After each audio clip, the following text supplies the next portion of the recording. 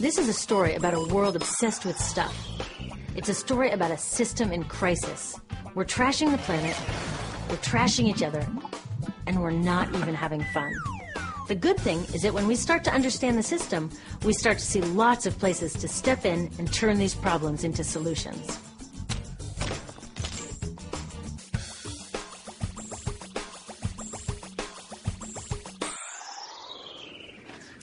The other day, I couldn't find my computer charger. My computer is my lifeline to my work, my friends, my music.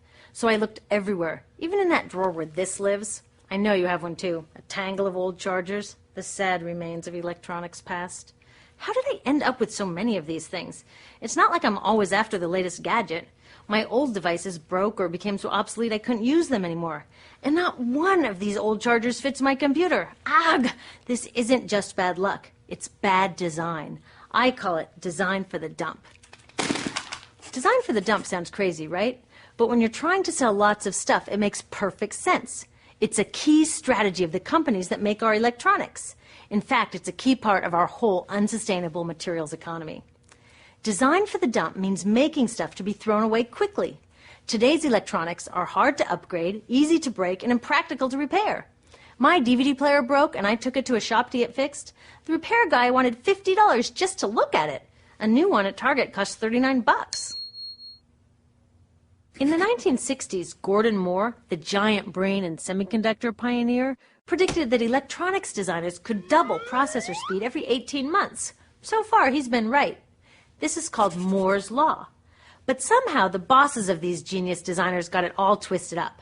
They seem to think that Moore's Law means every 18 months we have to throw out our old electronics and buy more. Problem is, the 18 months that we use these things are just a blip in their entire life cycle. And that's where these dump designers aren't just causing a pain in our wallets, they're causing a global toxic emergency.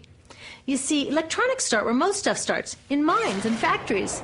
Many of our gadgets are made from 1,000 different materials, shipped from around the world to assembly plants. There, workers turn them into products using loads of toxic chemicals like PVC, mercury, solvents, and flame retardants.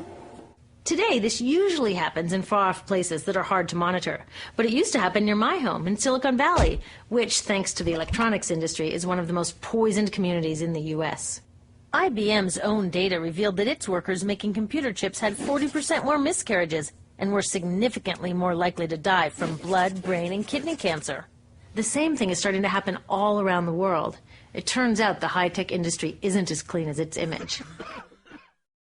So, after its toxic trip around the globe, it lands in my hands. I love it for a year or so, and then it starts drifting further from its place of honor on my desk or in my pocket. Maybe it spends a little time in my garage before being tossed out.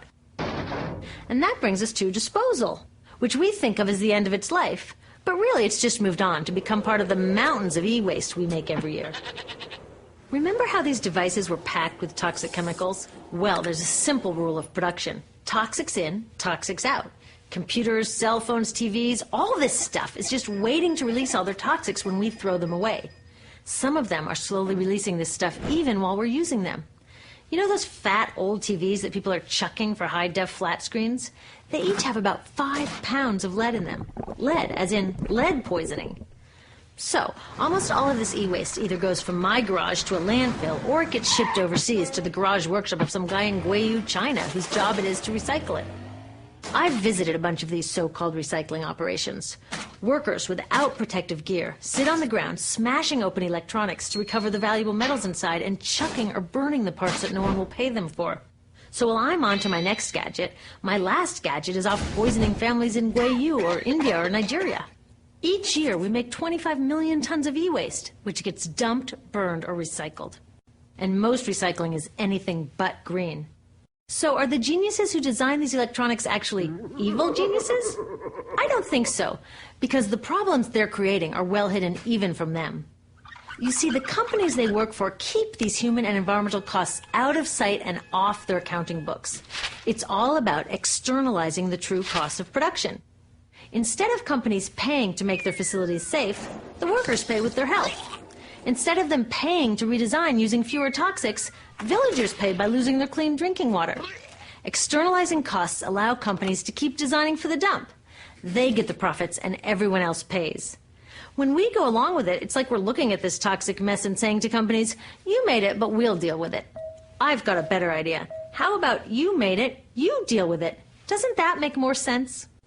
Imagine that instead of all this toxic e-waste piling up in our garages or in the streets of Guayu, we sent it to the garages of the CEOs who made it. You can bet that they'd be on the phone to their designers pretty fast demanding they stop designing for the dump. Making companies deal with their e-waste is called extended producer responsibility, or product take-back. If all these old gadgets were their problem, it would be cheaper for them to just design them longer-lasting, less toxic, and more recyclable in the first place. They could even make them modular so that when one part broke, they could just send us a new piece instead of taking back the whole broken mess. Already, take-back laws are popping up all over Europe and Asia. In the U.S., many cities and states are passing similar laws.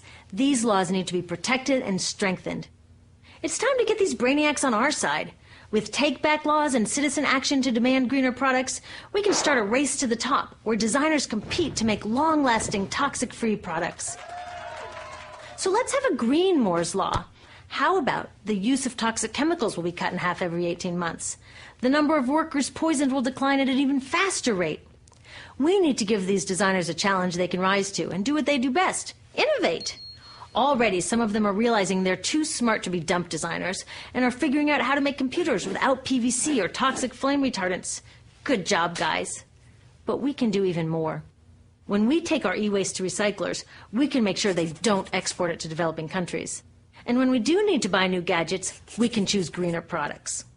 But the truth is, we are never going to just shop our way out of this problem, because the choices available to us at the store are limited by the choices of designers and policymakers outside of the store. That's why we need to join with others to demand stronger laws on toxic chemicals and on banning e-waste exports. There are billions of people out there who want access to the incredible web of information and entertainment that electronics offer. But it's the access they want, not all the toxic garbage. So let's get our brains working on sending that old design for the dump mentality to the dump where it belongs, and instead building an electronics industry and a global society that's designed to last.